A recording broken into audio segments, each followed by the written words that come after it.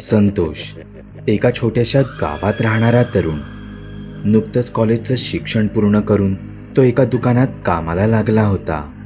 ते दुकान त्याच्या गावापासून फार दूर जिल्ह्याच्या ठिकाणी होतं. सकाळी 10 ते रात्री 8 पर्यंत तो त्या दुकानात काम करत असे आणि मग जसा सायकलीने दुकानात जात असे तसाच सायकलीवरून तो पुन्हा त्याच्या घरी येत असे. घरातून दुकानात जाताना तर त्याला काहीच वाटत नसे, पण दुकानातून सुटल्यावर त्याच्या पोटात आपणच भीतीचा गोळा येत असे. याला कारण होतं तो म्हणजे त्याच्या गावचा रस्ता. संतोषच्या गावी जाणारा रस्ता हा फारच भीतीदायक होता. त्या रस्त्याचा बराचसा भाग हा जंगलातून जाणारा होता आणि रात्र होताच तो अजूनच भयावह वाटायचा, कारण त्या रस्त्याला कुठेच स्ट्रीट लाईट नव्हती. अशा रस्त्यावरून रात्रीच्या वेळी चालत किंवा सायकलवरून येणे हे खरंच भीतीदायक असायचं. असंच एके रात्री संतोष कामावरून त्याच्या घरी यायला निघाला होता. त्या दिवशी त्याचा दुकानात मालाचा हिशोब जुळत नव्हता. बाकी राहिलेल्या जुन्या मालाची आणि नवीन आलेल्या मालाची नीट नोंद होत नव्हती. शेवटी रात्री उशिरा 10 वाजता त्याने कसंबसं दुकानातील त्याचं काम आवरलं. पण आता त्याच्या पुढे दुसरं मोठं काम होतं, स्वतःला सुखरूप स्वतःच्या घरी पोहोचवणं.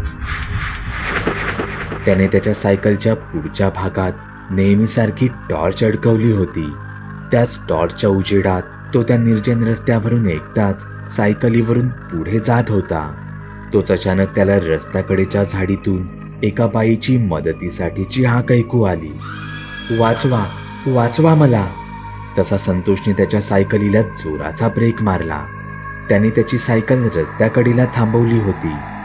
संतोषने त्याचा एक पाय सायकलीवरून आधारासाठी खाली ठेवला. तो त्याच्या सायकलवरूनच त्या आवाजाच्या दिशेने पाहू लागला. त्याने हिम्मत करून विचारले, कोण कोण आहे तिथे? तसा त्या जंगलातून पुन्हा एकदा तोच आवाज आला. वाचवा, वाचवा मला, मला नाही मरायचंय, कोणीतरी वाचवा मला. संतोष सायकलीवरून खाली उतरला. त्याने त्याची सायकल स्टँड अडकवून उभी केली. त्याने सायकललाच पुढे अडकवलेली टॉर्च काढून ती स्वतःच्या हातात घेतली. आवाज ऐकून तर असंच वाटत होतं तो आवाज जंगलातून 40-50 फूट आतून येत होता. संतोषने तिथलाच एक दगड हातात उचलला आणि तो हिम्मत करून त्या जंगलात शिरला. काही पावलं चालल्यावर तो आता जंगलात साधारण त्याच जागी येऊन पोहोचला होता जिथून त्याला तो आवाज आला होता. हातातील दगडावरची पकड घट्ट करून संतोष पुन्हा एकदा बोलला, तुम्ही कुठे आहात? मी आलो आहे तुमच्या मदतीला. संतोष कान देऊन त्या बाईच्या उत्तराची वाट पाहत होता. त्याचे कान आणि डोळे झाडांमध्ये होणारी छोट्यातली छोटी हालचालही ऐकत आणि पाहत होते. तोच त्या बाईची पुन्हा एकदा त्याला किंकाळी ऐकू आली. ती पुन्हा एकदा जोरात ओरडली, वाचवा, वाचवा मला. आश्चर्याची गोष्ट म्हणजे ह्यावेळीही तो आवाज जंगलात त्याच रेषेत अजून 40-50 फूट आतून येत होता. ती बाई जी कोणी होती तिच्या आवाजावरून तरी ती प्रचंड वेदनेत वाटत होती. संतोष त्या आवाजाचा मागोवा घेत त्याच रेषेत जंगलात आत गेला. जंगलात साधारण 40-50 फूट अजून आत पोहोचल्यावर त्याला पुन्हा एकदा त्या बाईचा तोच आवाज परत एकदा आला, वाचवा, कोणीतरी वाचवा मला. संतोष त्या आवाजाच्या दिशेने ज्याप्रमाणे जंगलात आत जात होता त्याचबरोबर तो आवाजही संतोष पासून तितकाच लांब जात होता. जंगलात बरंच आत गेल्यावर ही गोष्ट संतोषच्या लक्षात आली. त्याला आता कळून चुकलं होतं की हे काही नॉर्मल नव्हतं.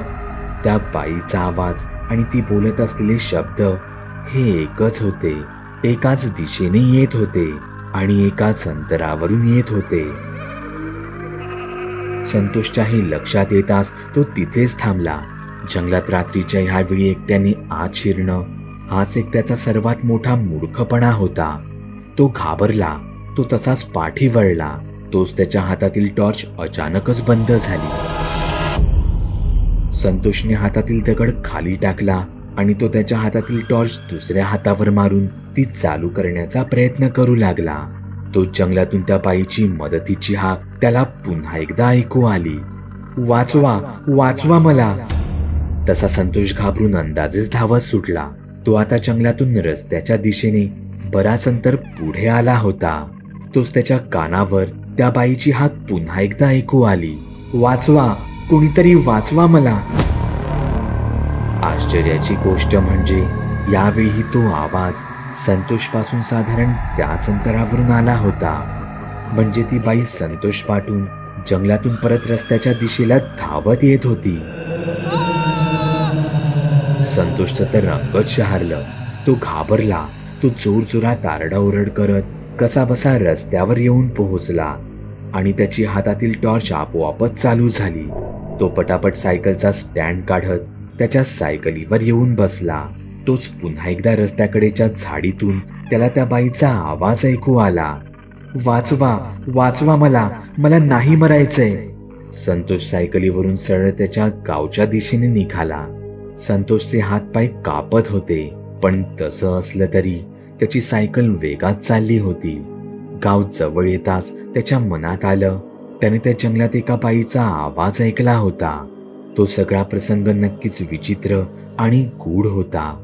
पण असं असलं तरी तिथे खरंच कोणी बाई असली तर, आणि तिला खरंच कोणाची मदत हवी असली तर.